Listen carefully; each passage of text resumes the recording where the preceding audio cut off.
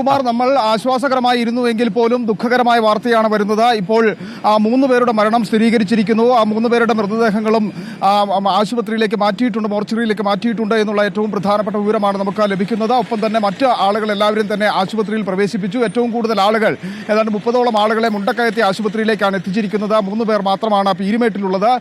അവരുടെയൊക്കെ ആരോഗ്യനില വലിയ പ്രശ്നങ്ങളില്ല എന്ന് തന്നെയാണ് ആശുപത്രി അധികൃതരിൽ നിന്ന് നമുക്ക് മനസ്സിലാക്കാൻ സാധിക്കുന്നത്, ഇല്ലെങ്കിൽ ലഭിക്കുന്നതുമായ ആ വിവരം.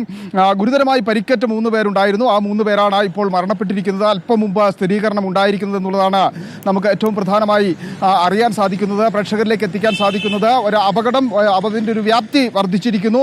ഏതാണ്ട് 30 അടി മാത്രം താഴ്ചയിലേക്കായിരുന്നു ബസ് മറിഞ്ഞിരുന്നത് എങ്കിൽ പോലും ആ വീഴ്ചയുടെ ആഘാതത്തിൽ 3 പേർക്ക് അതീവമായ ഗുരുതര പരിക്ക് ഉണ്ടായിരുന്നു എന്നുള്ളതാണ്. നാട്ടുകാരും ഒക്കെ കൂടി ചേർന്ന് വളരെ വേഗത്തിൽ മുണ്ടക്കയത്തെ ആശുപത്രിയിലേക്ക് എത്തിച്ചിരുന്നുവെങ്കിൽ പോലും അവിടെ എത്തിയപ്പോഴേക്കും മരണം സംഭവിച്ചു എന്നുള്ളതാണ്. ആ സ്ഥിരീകരണമാണ് ഇപ്പോൾ ഉണ്ടായിരിക്കുന്നത്.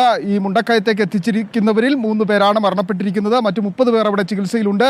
3 പേർ പീരുമേട് താലൂക്ക് ആശുപത്രിയിലും ചികിത്സയിലുണ്ട് എന്നുള്ളതാണ് ലഭ്യമാകുന്ന വിവരം. എന്തായിരുന്നാലും രാവിലെ ആശ്വാസകരമായിരുന്നു. മുഴുവൻ ആളുകളെയും രക്ഷപ്പെടുത്തി ആശുപത്രികളിലേക്ക് എത്തിച്ചിരുന്നു എന്ന് പറയുമ്പോൾ പോലും അപകടത്തിൽ 3 പേരുടെ ജീവൻ നഷ്ടമായിരിക്കുന്നു.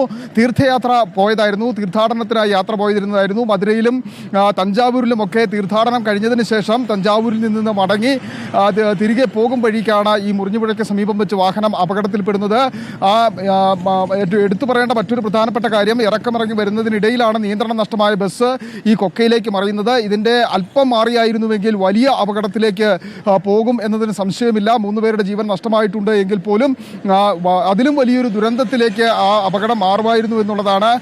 റബ്ബർ മരങ്ങൾ താഴ്വശത്തായിട്ടുണ്ട്, പാറക്കെട്ടുകളുണ്ട്. അതിൽ തങ്ങിയാണ് ബസ് ഈ വലിയ താഴ്ചയിലേക്ക് പോകാതെ രക്ഷപ്പെട്ടത്, ഇല്ലെങ്കിൽ നിന്നത് എന്നുള്ളതാണ് ഏറ്റവും പ്രധാനമായി നമ്മൾ കാണേണ്ടത്. അവിടെ നിന്നാണ് നാട്ടുകാർ ഓടിയെത്തി രക്ഷാപ്രവർത്തനം നടത്തി. പിന്നീട് പോലീസും ഫയർഫോഴ്സും അവിടേക്ക് എത്തുകയും രക്ഷാപ്രവർത്തനം നടത്തുകയുമായിരുന്നു. വളരെ വേഗത്തിൽ തന്നെ ആശുപത്രികളിലേക്ക് എത്തിച്ചിരുന്നുവെങ്കിൽ പോലും 3 പേരുടെ ജീവൻ നഷ്ടമായിട്ടുണ്ട് എന്നുള്ളതാണ് ഏറ്റവും ഒടുവിൽ ലഭിക്കുന്ന വിവരം.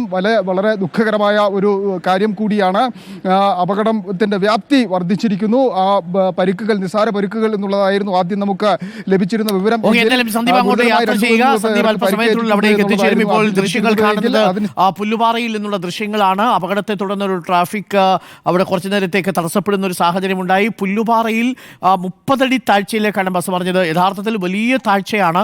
എന്നാൽ ഈ റബ്ബർ മരങ്ങളിൽ തങ്ങി നിന്നതുകൊണ്ടാണ് അപകടം ഇത്ര കുറഞ്ഞിരിക്കുന്നത് എന്നാണ് മനസ്സിലാക്കുന്നത്. ആദ്യം ലഭിച്ച വിവരമനുസരിച്ച് എല്ലാവരെയും രക്ഷപ്പെടുത്താൻ സാധിച്ചു എന്നായിരുന്നു. പക്ഷേ 3 പേർ അതിൽ കുടുങ്ങിക്കിടപ്പുണ്ടായിരുന്നു.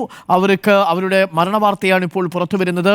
തഞ്ചാവൂരിൽ നിന്ന് മാവേലിക്കരയിലേക്ക് മടങ്ങുകയായിരുന്ന ബസ്സാണ് അപകടത്തിൽപ്പെട്ടത്. നമുക്ക്